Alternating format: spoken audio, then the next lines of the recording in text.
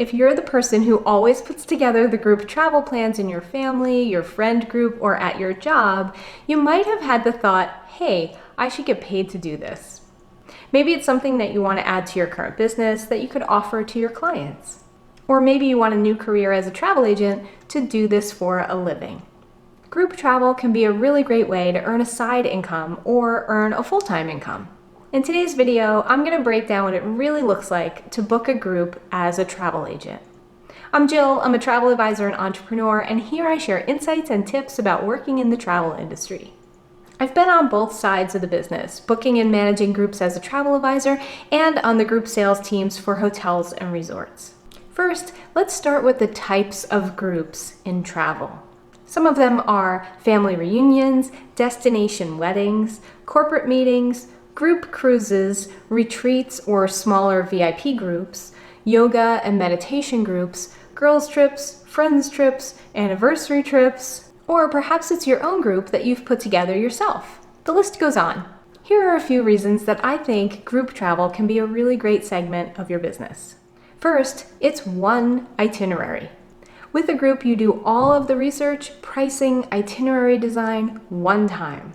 You could end up with 20 clients and they'll all be doing the same itinerary. If you had 20 separate clients doing 20 different trips to different destinations, that's a lot more work and a lot more research.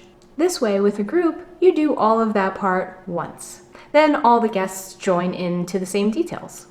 There might be some people who come in a few days earlier or stay later, but it's generally the same framework for the group. And this also goes for the terms of the group. And what I'm talking about when I say terms are the deposit, the final payment, cancellation policies of the booking. How much of a deposit is due per person at the time of making reservations, things like that. All the same for all 20 guests. Not 20 different terms and conditions for 20 different bookings. Next is profitability. So with a group booking, it's likely that you'll work with a hotel on a group contract. And on a contract, a certain amount of rooms will be secured for that group and committed to by your client for the specific event that they desire. Because it's a formal agreement, you'll have an expectation of the revenue from the start. This could change slightly as the planning goes on, but for the most part, you can expect to receive commission from the hotel based on the number of rooms committed in the contract. And this makes that revenue predictable for you. Now let's talk about repeat business.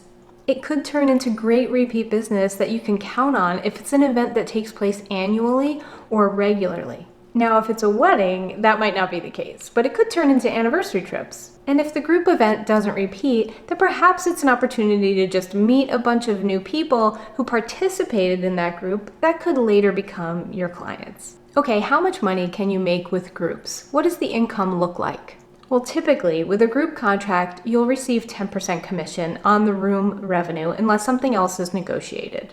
So as an example, if you book 20 rooms for a 3-night stay, that would be 60 room nights. If the nightly rate was $500 and you multiply that by 60 room nights, the gross revenue for that group is $30,000. 10% is $3,000. So that will be the commission the hotel would pay on a group of that size.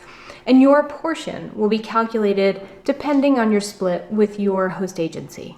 Now, when I'm working with a new client on a group, I'll typically charge a planning fee up front also. I base the planning fee on the time that I estimate it'll take to research properties, create proposals, help them select the property, negotiate the group contract, and then manage all the group details for them. So the planning fee is a great way to get paid up front for all the work that you'll be doing from now until the group travels. Okay, now you know that group travel might be a great idea for you and the reasons. Now we'll talk a little bit about the workflow for a travel group. What to do first, second, and third when it comes to a group trip for your clients. It'll start with a discovery call just as if it were a family trip or an individual trip. What type of group is it? What are the dates that they're looking at? How many people will attend? How many rooms are they expecting to need? What is the agenda? Learn as much as you can. You'll also want to know if they've done a group like this before. Who will pay for the rooms and how will they pay for the rooms? Sometimes this could be on one credit card and a master account, or individuals will pay per person. What most are they looking for from you? All of this information will help you start putting together the framework of the group and getting a really clear picture. And also the scope of the work that you will be doing for them. This helps you determine your planning fee. The next thing to think about that will help direct your research is the budget of the trip. Are they looking for luxury 5-star experience with private transportation and special VIP excursions, or more of a 4-star experience? This helps you get started with contacting the right travel partners and suppliers that will help you put together epic proposals together that match what your client is looking for. And then once you and your client have solidified all of these details, you are off to the races. Let me know in the comments any questions that you have about working with groups or starting your own travel business. And if you're just getting started and want to know more about choosing a host agency, watch this video next. If you'd like to see more videos about working in the travel industry, go ahead and subscribe to the channel. Thanks so much for watching.